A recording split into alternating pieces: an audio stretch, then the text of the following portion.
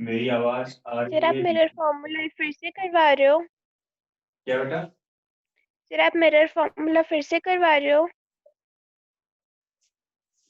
ये देखो,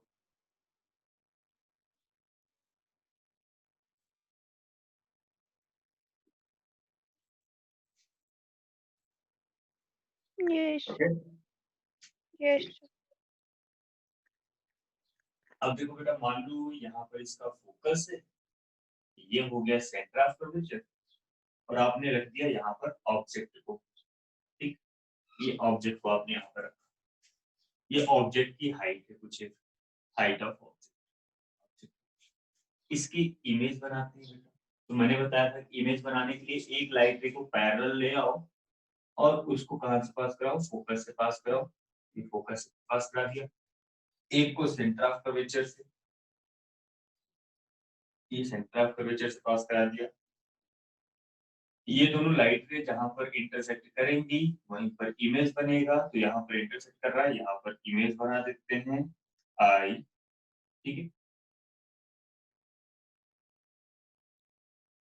अब सारी डिस्टेंसेस को हम यहाँ पर मार्क कर सकते हैं।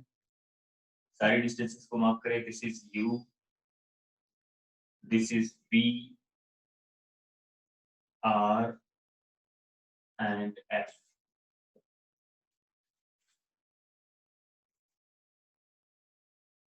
ठीक है बेटा।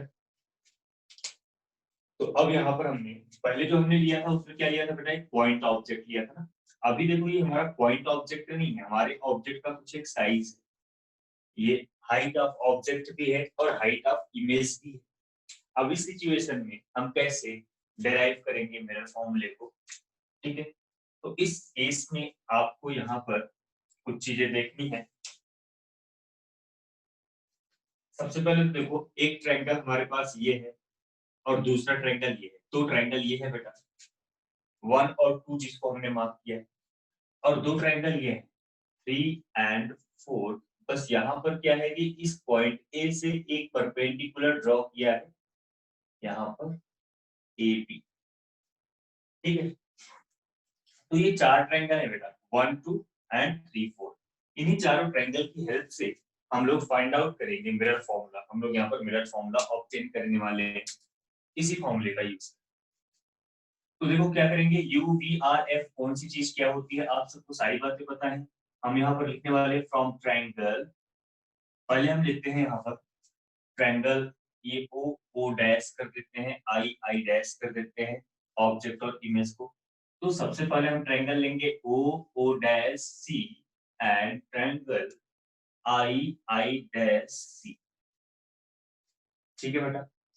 अभी हमारा ऑब्जेक्ट पॉइंट ऑब्जेक्ट नहीं है, इसका कुछ एक साइज है, इसलिए हमने ये अप्रोच यहाँ पर फॉलो किया। ओ ओ डैश सी और ट्रायंगल आई आई डैश सी। अब इन दोनों में आपको क्या करना है? Because they are the right angle triangle made on the same base, है ना, राइट एंगल ट्रायंगल है, सेम बेस पर बने, तो दोनों क्या होंगे बेटा? एक दूसरे के सिमिलर होंगे। अगर ये दोनों सिमिलर हो गए, then you will write down O O dash upon I I dash. Perpendicular का जो रेशियो है वो बेस के रेशियो के इक्वल होगा, ओ सी अपॉन सी आर। बोलो यहाँ, ये बात समझ में आई आपको? Yes sir. किसी को कोई दिक्कत हो तो बोलना बेटा। ठीक है। अब देखो, क्योंकि हमने आपको बताया था, जब साइन कन्वेंशन पढ़ाया था तब मैंने आपको बताया था कि सारी डिस्टेंसेस कहां से मेजर होनी चाहिए? होल से, है ना?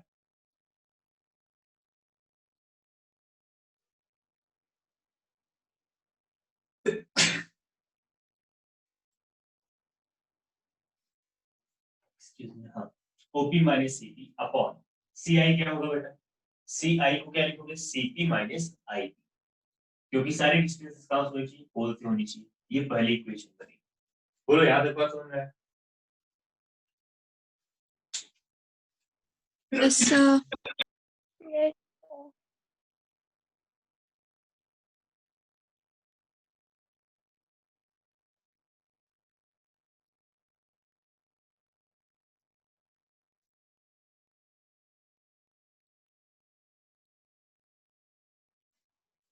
ओके, अब आप लेंगे थर्ड और फोर्थ ट्रायंगल।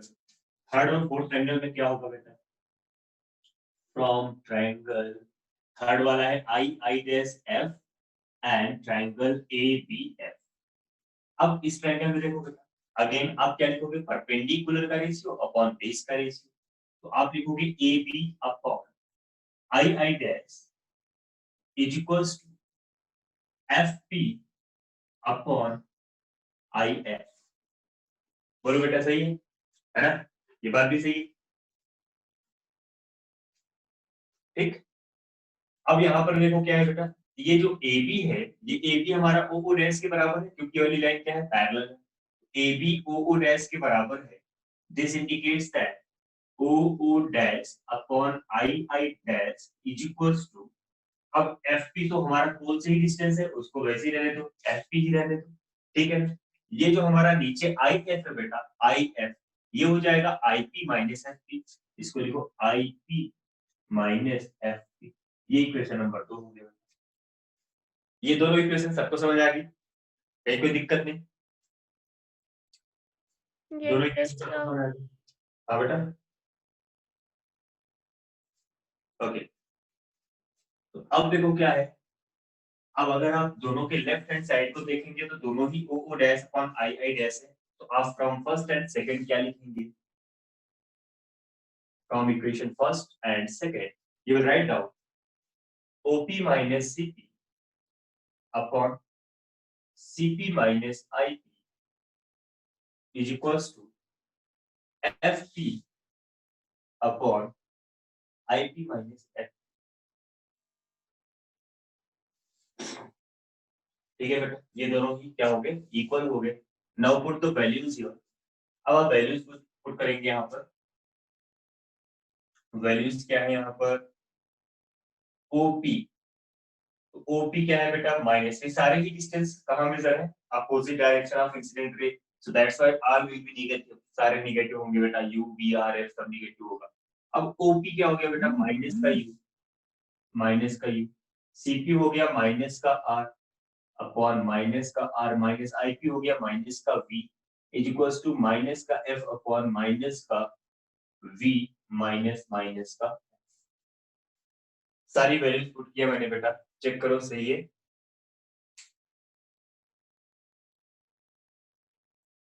सही है? Yes sir. गुड।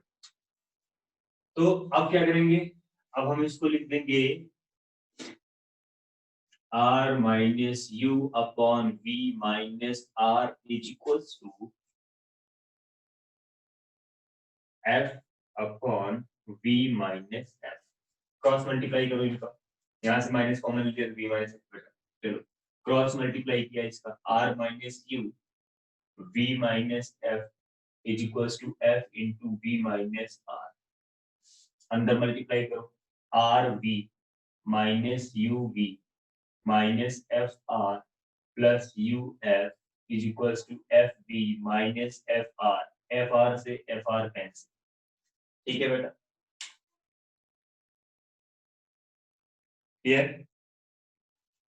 अब अगली बात जो है आर बी, यहाँ पर जो है आर बी कितना आएगा बेटा? 2 एफ वी माइनस सर, बेटा। सर जो आपने लास्ट में कट किया माइनस एफ आर, वो प्लस नहीं होना चाहिए था, क्योंकि प्लस और माइनस तो माइनस होते हैं। ये इसका परे वाला जो आपने कट किया, दूसरा एफ आर। ये यस सर। बेटा ये प्लस का है तो ये माइनस का आ रहा है, प्लस माइनस माइनस रहेगा। और वो जो ऊपर से जो तो मैं सेकंड स्टेप है उसमें minus v minus minus f में माइनस वी प्लस एफ नहीं हो जाएगा? ये ऊपर वाला माइनस भी तो है, ये देखो, ओके सर। है ना? माइनस कॉमन लेकर के उसको कैंसिल कर दिया तो भी माइनस। ये हो गया 2fv minus u v plus u f is equals to fv। इस fv को इधर ले आओ, बाकी सबको उधर, यूवी को उधर ले जाओ। तो अब ये हो जाएगा 2FV minus FV plus UF is equals to UV। ठीक है बेटा, तो फाइनली आपको जो इक्वेशन यहाँ पर मिल रही है वो मिल रही है FV plus UF is equals to UV। पूरी इक्वेशन को UVF से डिवाइड कर दो। ठीक है, ये आपको जो मिला इस पूरी इक्वेशन को UVF से डिवाइड कर दो। अगर हमने इसको UVF से डिवाइड किया, UVF पूरी इक्वेशन को डिवाइड किया, देखो F और B कैंसिल हो गया यहाँ पर, U और F कैंसिल हो गया यहाँ पर, U और B कैंसिल हो गया यहाँ पर, and you will get 1 by V plus 1 by U is equals to 1 by F। मेरा फॉर्म बोलो बेटा, समझ आया? Yes sir. Yes sir. किसी को कहीं कोई दिक्कत, कोई तकलीफ? मेथड समझ में आ गया ना? Yes sir. चलो ठीक है, तो ये एक दूसरा अप्रोच है क्वेश्चन को सॉल्व करने का। जब मिरर फॉर्मूले में ऑब्जेक्ट का साइज गिवन होता है तो in that case you have to follow this method. ठीक है ना? अब ये जो मेथड है ये हर किसी केस के लिए वैलिड है बेटा, चाहे हमारा ऑब्जेक्ट सेंटर ऑफ कर्वेचर के पीछे हो, चाहे सेंटर ऑफ कर्वेचर और फोकस के बीच में हो, चाहे फोकस और पोल के बीच में हो, सारे केसेस में ये मेथड वैलिड है। ऐसे ही करना है ट्रायंगल को सिमिलर प्रूफ करके। ठीक है ना? एक ट्रायंगल आप लोगे जिसमें कॉमन क्या होगा बेटा, सेंटर ऑफ कर्वेचर, दूसरे वाले में कॉमन क्या है, फोकस। देखो O dash C I dash C, एक ये हो गया। दूसरा जो हो रहा है क्या बन रहा है, I डैश एफ और ABF। ठीक है, तो इसको ध्यान में रखते हुए आप इसको सॉल्व कर सकते हैं। This will be same for the convex mirror also. Convex mirror के केस में भी आपको ऐसे ही करना है। ठीक है ना? कन्वेक्स मिरर का आपको खुद से करना है, बिल्कुल कर लेना ट्राई। हाँ बेटा, कन्वेक्स मिरर का आपने लास्ट में लिखा है F V upon U V F, तो सर एफ वी कैंसिल तो 1 अपॉन यू नहीं आएगा साइड में? हाँ, ये 1 अपॉन आपने 1 अपॉन बी लिखा है। तो अरे यार, एक Yes, B sir. B plus से लिखो, बात तो एक ही है ना, बात तो एक ही है। 1 upon U plus 1 upon B. अब ठीक, अब ठीक है बेटा।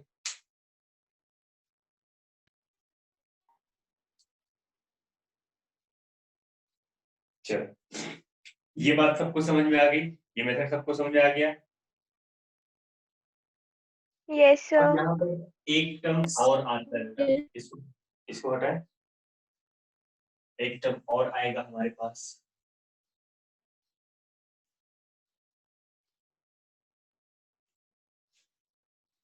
ऑफसेट डायग्राम भी हटा दिया मैंने। आप सबने डायग्राम बनाया? Yes sir. Yes sir. ठीक है, अब यहाँ पर एक और आती है बड़ी इंपॉर्टेंट बात, जिसको हम बोलते हैं मैग्निफिकेशन।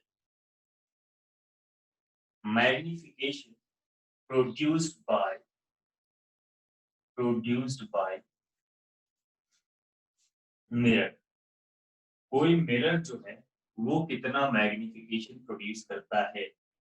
तो कुछ ऐसा था, अभी मैंने डायग्राम जो बनाया था उसमें कुछ ऐसा था, यहाँ पर कहीं पर ऑब्जेक्ट रखा था O डैश, और ये था सेंटर ऑफ कर्वेचर, ये था फोकस, ये था पोल, और हमारी इमेज यहाँ पर कहीं पर बीच में बनी थी I डैश।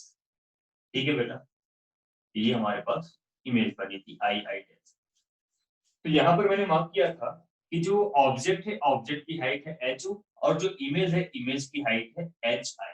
ठीक है बेटा, HO जो था it was the object height, object height मतलब ऑब्जेक्ट की साइज आपको गिवन था, और HI जो हुआ वो क्या हुआ, इमेज साइज, इमेज की हाइट भी आपको गिवन। अब करना क्या है, मैग्निफिकेशन को डिफाइन कैसे करते हैं? तो मैग्निफिकेशन को डिफाइन करने का जो तरीका है वो है,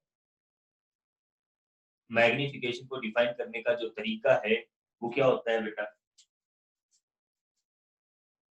magnification. It is denoted as the ratio of height of image to the height of object.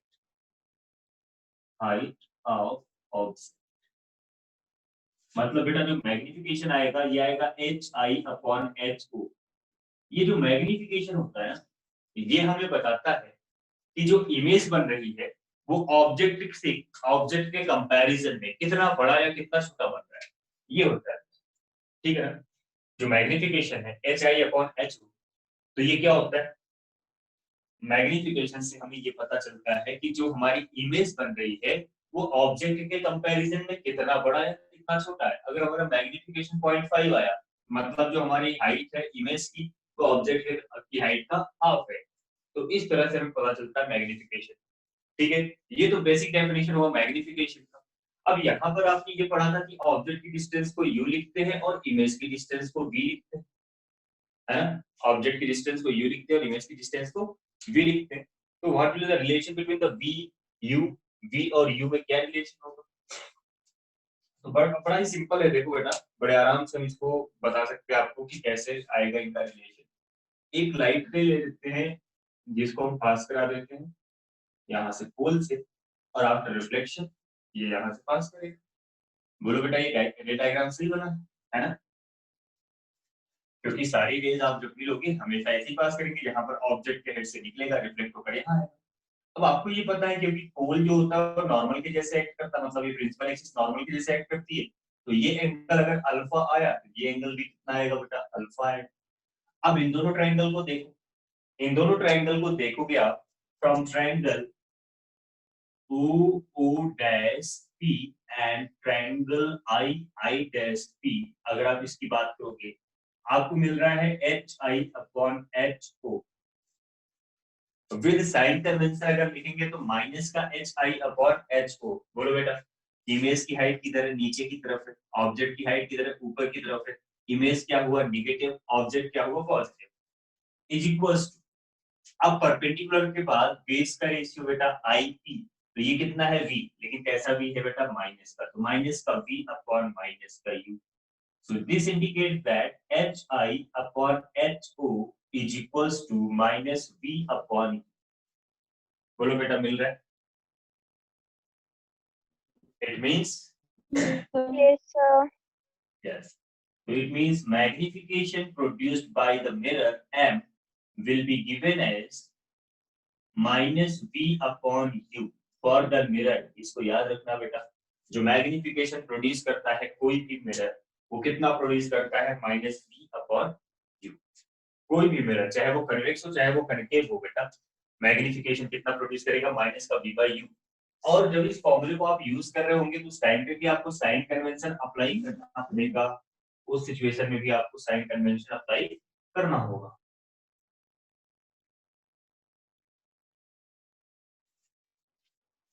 ठीक, मैग्निफिकेशन की बात समझ में आ गई।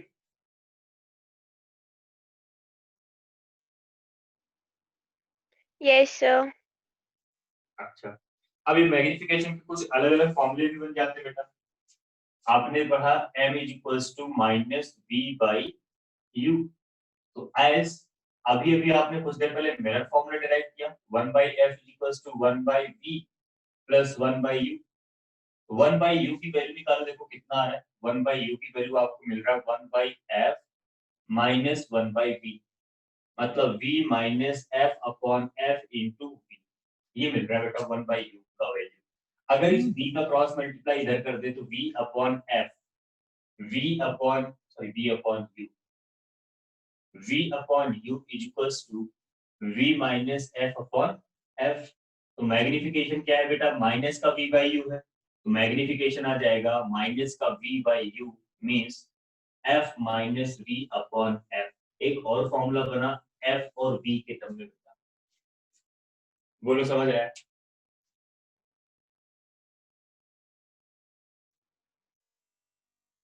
समझ आया फॉर्मूला, है ना, माइनस v बाई u था, Yes, sir. हाँ clear, I guess so much. ठीक है। आगे सिमिलरली आप इसको ऐसे भी कर सकते हो, आप निकालो यहाँ से 1/v की वैल्यू, 1/v is equals to 1/f minus 1/u, तो ये हो गया u minus f upon f into u। इस u को यहाँ ले आओ, तो u upon v is equals to u minus f upon f। अब जो मैग्निफिकेशन होता है बेटा, मैग्निफिकेशन होता है माइनस का v अपॉन u, तो आप इसको उल्टा कर दो और माइनस से मल्टीप्लाई कर दो, f upon f minus u। एक ये भी फॉर्मूला बनेगा f और u के टर्म में, f upon f minus u।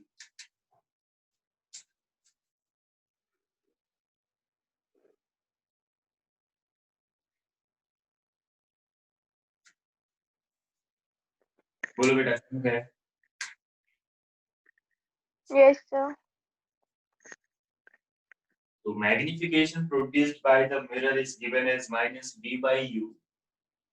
In other form, you can write down f minus v upon f or f upon f minus u. ये तीनों ही फॉर्मूले एक ही थे बेटा, किसी भी मिरर का जो मैग्निफिकेशन प्रोड्यूस होगा उसके लिए, ठीक है? बात आई समझ में? अब चलिए हम आगे बढ़ते हैं। ये जो मैग्निफिकेशन आता है, मैग्निफिकेशन जो होता है बेटा, वो अलग अलग केसेस में, जब हमारा ऑब्जेक्ट, देखो अभी एक केस हमने यहाँ पर बनाया, जब हमारा ऑब्जेक्ट कहाँ है बेटा, सेंटर ऑफ कर्वेचर के पीछे इमेज बन रहा है ना?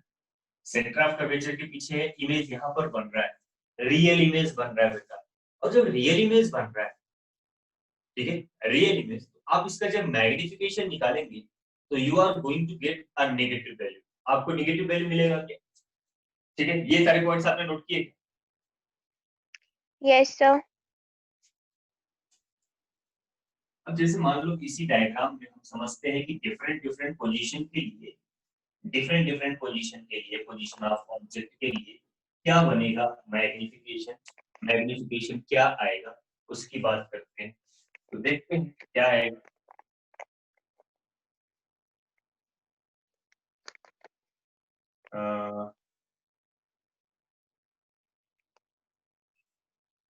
if object behind the center of curvature, अब इस केस में देखो बेटा क्या है, height of image is always less than height of object, है क्या? ऐसा होगा हमेशा?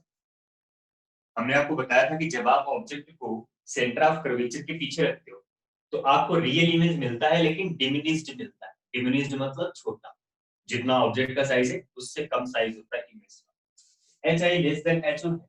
अब m इज इक्वल्स टू, आपने अभी पढ़ा माइनस v बाई यू, तो आप यहाँ पर लिखोगे माइनस v कितना है बेटा, मान लो v हमारा v ही है, तो माइनस का v अपॉन माइनस का u, तो ये आपको एक नेगेटिव वैल्यू ही मिलेगा, v upon u negative value ही मिलेगा। इसका मतलब magnification is going to be negative and as less than u। Magnitude की बात करें बेटा, तो magnitude of v less than magnitude of u, so you will say the magnification will be less than 1। बोलो बेटा सही लिखा है मैग्नीट्यूड। अगर हमारा ऑब्जेक्ट जो है, अगर Sir? हमारा, हाँ सर ये जो आपने ऊपर U के और M के साइड में लाइंस लगाई है, ये इसका क्या मतलब होता है? इसको बोलते हैं बेटा मॉड, ये होता है, इसको बोलते हैं मॉड, और ये होता है used to take magnitude only. जब ये लग जाता है तो हम सिर्फ मैग्नीट्यूड की बात करते हैं बेटा, प्लस माइनस को नेग्लेक्ट कर देते हैं, ठीक है ना? जैसे मान लो यहाँ पर मैग्निफिकेशन आपको नेगेटिव मिल रहा है, हमने मॉड लगा दिया, मतलब क्या, हम इस माइनस को भूल के सिर्फ v और u के रेशियो की बात कर रहे हैं विदाउट साइन, ठीक है? तो जब भी आप इस मैग्नीट्यूड को कैलकुलेट करेंगे, it is going to be less than 1। बोलो यहाँ तक बात समझ में आई? Yes, sir. मैग्नीट्यूड और नेगेटिव रहेगा। तो इसका मतलब ये है कि जब कभी भी रियल इमेज बनेगा, किसी भी मिरर से अगर रियल इमेज बनता है बेटा, तो उस सिचुएशन में मैग्नीट्यूड हमेशा निगेटिव आएगा। और अगर हमारा ऑब्जेक्ट कहाँ है, सेंटर ऑफ कर्वेचर के पीछे है, तो मैग्नीट्यूड लेस देन 1 आएगा। अब दूसरी कहानी, जो दूसरा सिचुएशन मैंने आपको लिखवाया था बेटा, दूसरे सिचुएशन में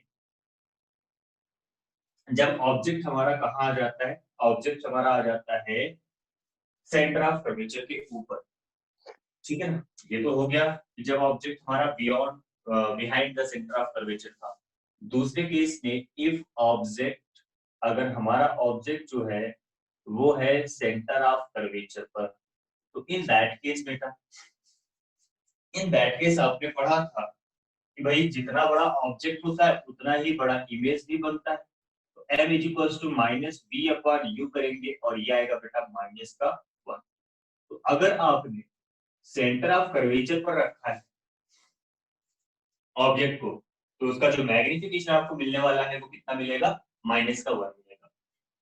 जब सेंटर ऑफ कर्वेचर के पीछे था तो लेस देन माइनस, मतलब लेस देन 1 था मैग्नीट्यूड, अब कितना हो रहा है बेटा, माइनस का 1 हो रहा है, ठीक है ना।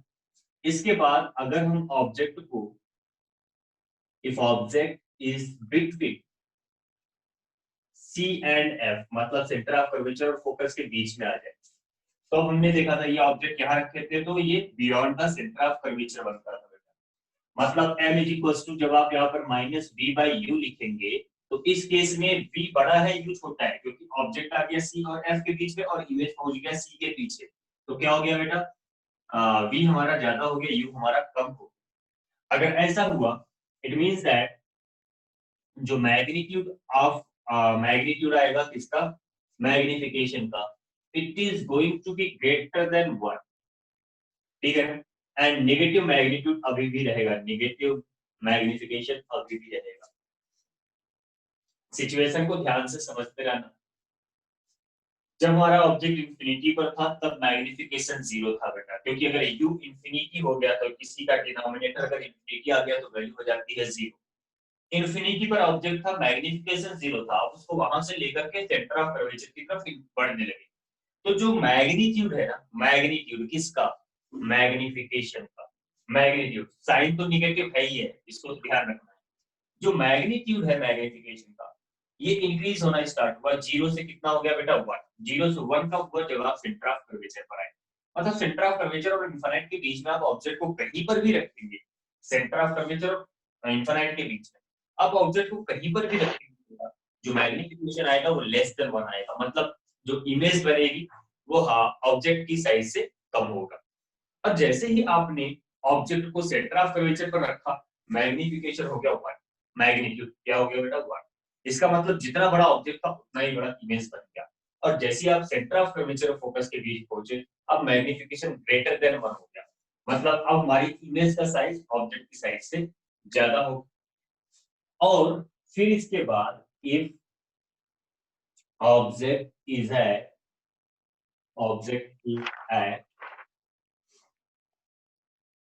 फोकस, अगर ऑब्जेक्ट को फोकस पर रख दिया जाए बेटा तो इमेज कहां बनती है, इंफिनिटी पे, तो मैग्निफिकेशन क्या आ जाएगा, इंफिनिटी आ जाएगा। तो इस तरह से मैग्निफिकेशन वेरी करता है बेटा।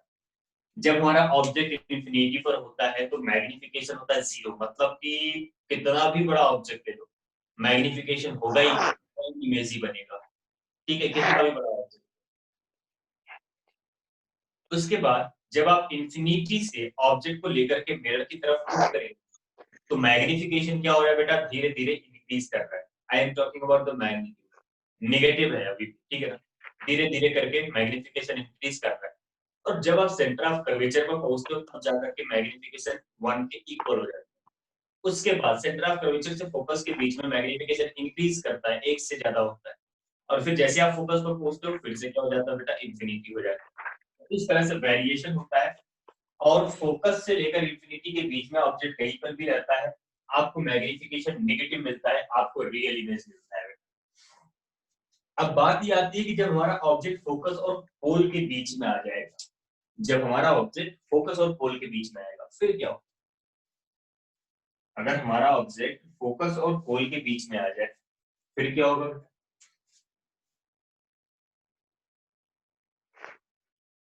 Object between focus and pole. Focus और पोल के बीच में अगर ऑब्जेक्ट आया तो अब बेटा क्या होगा, आपने भी पढ़ा है कि now the image is going to be form behind the mirror. आपने देखा था पिछली क्लास में, मैंने आपको बताया था कि अगर ऑब्जेक्ट को आपने फोकस और पोल के बीच में रखा, यहाँ कहीं रखा, तो इमेज मिरर के पीछे बनती है और बड़ी बनती है, ऑब्वियसली बड़ी बनती है। तो अब इस सिचुएशन में m इज इक्वल टू आता है बेटा -b/u। जब आप यूज करोगे तो आपको यहाँ पर क्या मिलेगा, ये तो हो गया अकॉर्डिंग टू फॉर्मूला। आप यहाँ पर लिखेंगे m is equal to minus का v अपॉन u की जगह लिखेंगे माइनस का u। अब v हमारा पॉजिटिव है क्योंकि वो मिरर के पीछे बन रहा है, तो v हमारा पॉजिटिव हो गया, u निगेटिव। ये निगेटिव निगेटिव कैंसिल होकर के कितना आ गया बेटा v/u। मतलब अब आपको मैग्नीफिकेशन क्या मिलने वाला है, पॉजिटिव। अभी तक आपको मैग्नीफिकेशन क्या मिल रहा था बेटा, निगेटिव। जब तक आप फोकस से लेकर इन्फिनिटी के बीच में थे, आपका मैग्नीफिकेशन क्या था बेटा, निगेटिव था, ठीक है ना। अब जैसे आप फोकस से इधर आए पोल के बीच में, मैग्नीफिकेशन आ गया positive, and this is always greater than 1। तो इसका मतलब ये हुआ कि जब ये सिचुएशन आएगी तब बनेगा वर्चुअल इमेज। वर्चुअल इमेज के बारे में बताया था मैंने आपको। तो अगर मिरर, मैं बात कर रहा हूँ बेटा मिरर की, अगर मिरर का मैग्नीफिकेशन पॉजिटिव हो जाए तो जो इमेज होगा कैसा होगा, वर्चुअल। जब तक मैग्नीफिकेशन निगेटिव है बेटा तब तक रियल इमेज बनेगा, जब मैग्नीफिकेशन पॉजिटिव हो गया तो वर्चुअल इमेज बनेगा। पूरी बात समझ में आई? Yes sir. तो कन्वेक्स मिरर का मैग्नीफिकेशन हमेशा कैसा होता है बेटा, पॉजिटिव ही होता है, क्योंकि उसकी इमेज हमेशा वर्चुअली। तो बोलो सिचुएशन समझ में आ गई सारी? Yes sir. किसी को कहीं कोई दिक्कत तो नहीं हुई, कुछ पूछना तो नहीं है बेटा? No sir. सबको समझ में आया? शानिया बेटा, Sania? Yes, sir. Yes sir. ठीक। अब हमने एक फॉर्मूला किया, मिरर फॉर्मूला। दो तरीके से उसको हमने डिराइव किया, एक पॉइंट ऑब्जेक्ट लिए डिराइव किया और एक नॉर्मल कोई ऑब्जेक्ट दे दिया जाए किसी साइज का, वो देखो। और फिर हमने यहाँ पर मैग्नीफिकेशन की बात करी और यही दोनों के ऊपर काफी अच्छे अच्छे क्वेश्चंस बनना शुरू हो जाते हैं। तो चलिए हम यहाँ पर कुछ छोटे छोटे क्वेश्चन से शुरुआत करते हैं, कंसेप्ट को बिल्डअप करते हुए आगे बढ़ेंगे। सबसे पहला क्वेश्चन हमारा है बेटा, can a convex mirror form a real image? First question, आप सोचिए और बताइए, can a convex mirror forms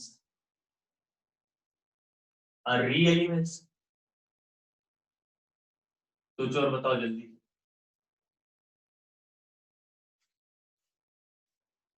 no sir. हाँ, sir. No, yes? No. if the object is virtual. If the object is virtual, right?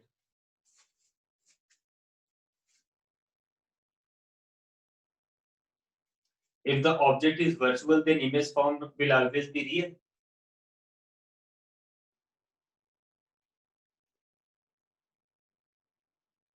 Hmm, yes.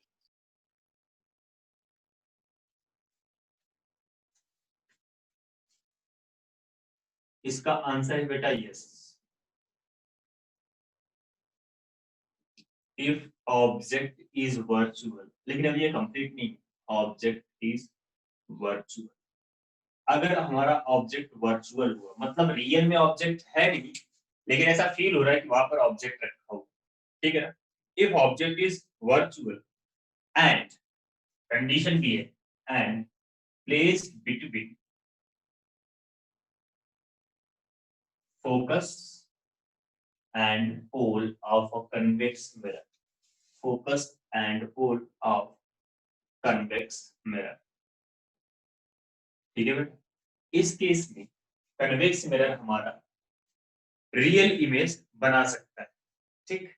अब इसका मतलब क्या हुआ, जैसे मान लो कि ये हमारे पास है कन्वेक्स मिरर, अब वर्चुअल ऑब्जेक्ट का मतलब क्या? वर्चुअल ऑब्जेक्ट मतलब ऑब्जेक्ट सचमुच का नहीं है, वर्चुअली ऐसा लग रहा है, ऐसा फील हो रहा है कि ऑब्जेक्ट वहां पर है, ठीक है ना? और ऐसा कब होता है?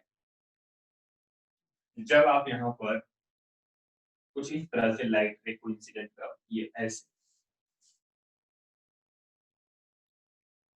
और पीछा करूंगा नहीं तो वो दूर तक चला जाएगा ऐसे,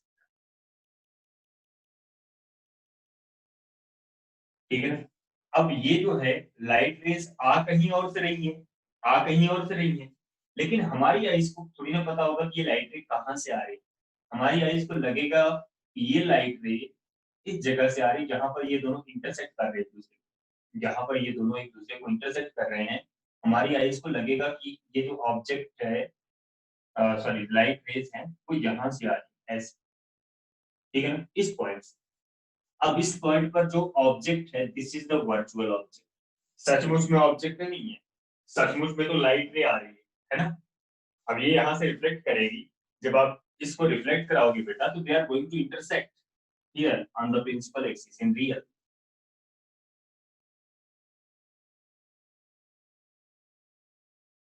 आपको पता है कैसे करवाते हैं रिफ्लेक्शन?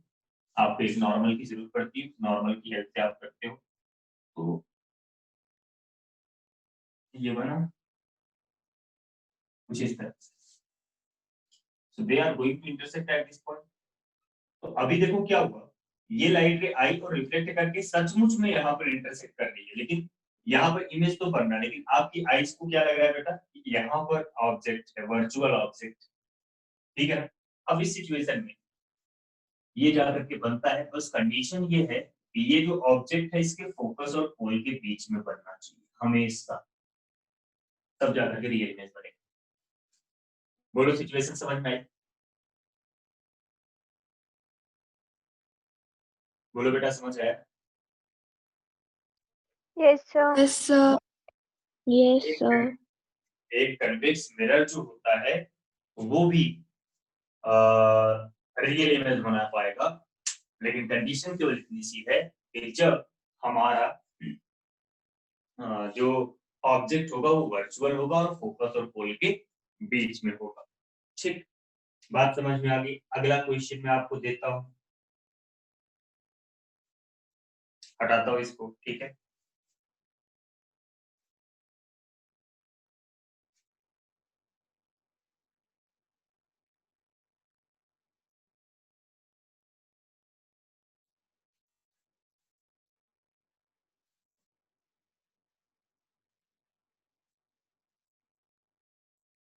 अगला क्वेश्चन हमारे पास बेटा,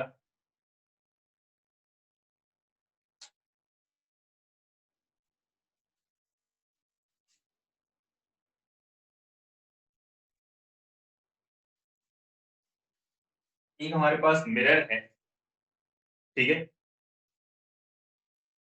पहले कनकेव मिरर से ही शुरुआत कर लेते हैं।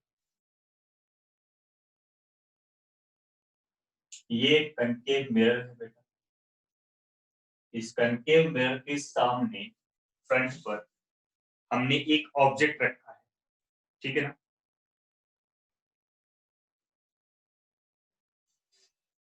कुछ इस तरह से हमने एक ऑब्जेक्ट रखा है, एक्सटेंडेड ऑब्जेक्ट है बेटा। एक्सटेंडेड मतलब जिसके पास अपनी कुछ एक साइज होती है, तो यहाँ पर इस ऑब्जेक्ट की साइज आपको गिवन है, इसको हमने इसके सामने रख दिया, ठीक है?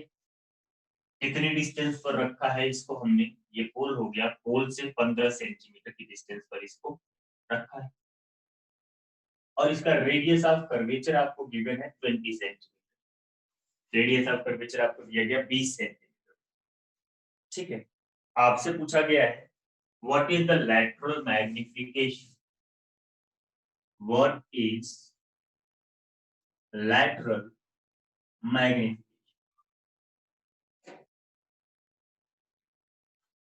जो lateral magnification प्रोड्यूस होगा यहाँ पर वो कितना होगा बेटा? इस मिरर ने कितना प्रोड्यूस किया इस ऑब्जेक्ट के लिए?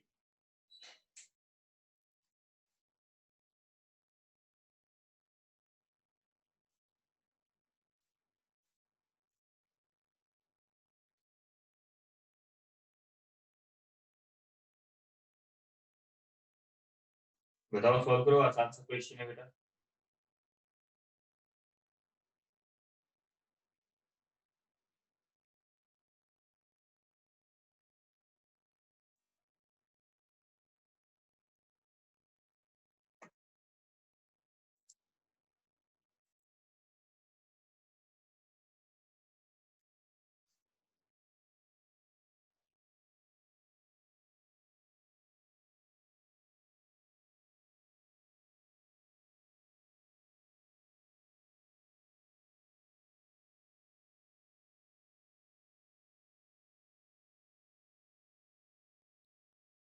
सॉल्व हुआ? कर रहे हो?